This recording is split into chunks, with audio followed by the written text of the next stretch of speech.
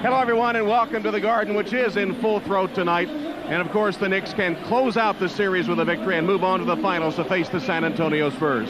Tom Hammond with Steve Snapper Jones and with Bill Walton. You know, the Knicks got to this point, Steve, by winning in Indianapolis on Wednesday night. Jeff Van Gundy called for better defense and more rebounding. He got the better defense part, but he also got the big three to finally make some buckets. You know, Tom, he finally had some of his prayers answered. He was able to exhale because offense was what he needed desperately from all three of those players in the same game, and it had been missing. So it was Latrell Sprewell who was the guy that was making plays happen for other players, and down the stretch, it was Larry Johnson again delivering the big threes that was able to get them the big advantage. But to get there, they needed Allen Houston in his mid-range shooting, and of course they needed Sprewell to make some mad dashes to the basket. And when they get this kind of effort from the big three, it's a dominating effort, and it's a win for them. But Jeff Van Gundy told his guards on Game 5 that the eyes of the world were on them. Right. This is Game 6, and he's probably doing the Frank Sinatra song. I did it my way, boys. Get it to me one more time, and let us get to the final. Or maybe New York, New York might fit, too. And no Grateful Dead reference this time. If he's going to evoke the spirit of Jerry Garcia, all bets are off.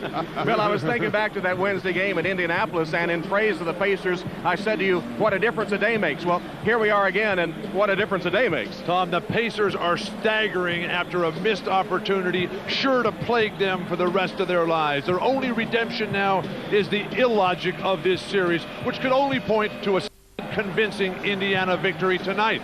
They won't find any direction from Game 5, though, because Game 5 found them, the Indiana Pacers, playing backwards. After a red-hot start, they fell apart, shooting only 38% the last three quarters. They gave up 36 fourth-quarter points. That's inexcusable. And then fast break points. They were outworked and out-hustled. The bench should be a key for Indiana.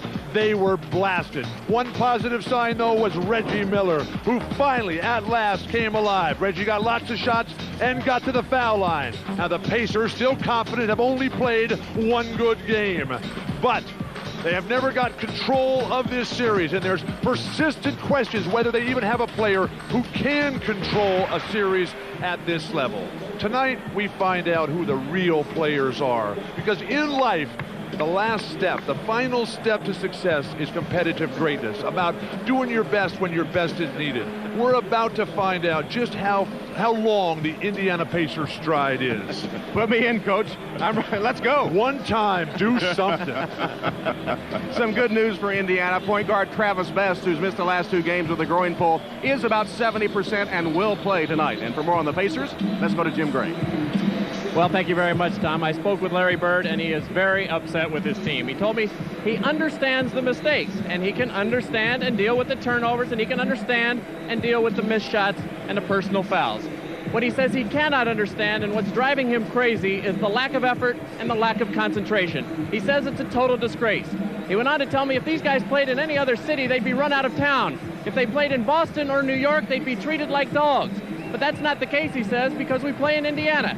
And in Indiana, it's okay to lose, and we'll come on back and try it again tomorrow. Well, it's not okay. He told his team, guys, there is no tomorrow. You've got to wake up now. You've got to get it together. He told me, if I don't get the effort that I expect tonight, these guys do not belong in the basketball business. Tom? All right, Jim, strong words from Larry Bird. Should the Pacers fulfill his expectations, there will be a Game 7 in Indianapolis on Sunday. In a moment, we'll send you to Hannah Storm in our Showtime studio. Pete Vesey has some updated news on NBA coaching changes. And right now, the Knicks are getting closer to their dream. Harder, and for 48 minutes, baby. Ain't no way they're going to stop our show. Ain't no way, no. We're standing by for Game 6 of the Eastern Conference Finals, Indiana Pacers and New York Knicks.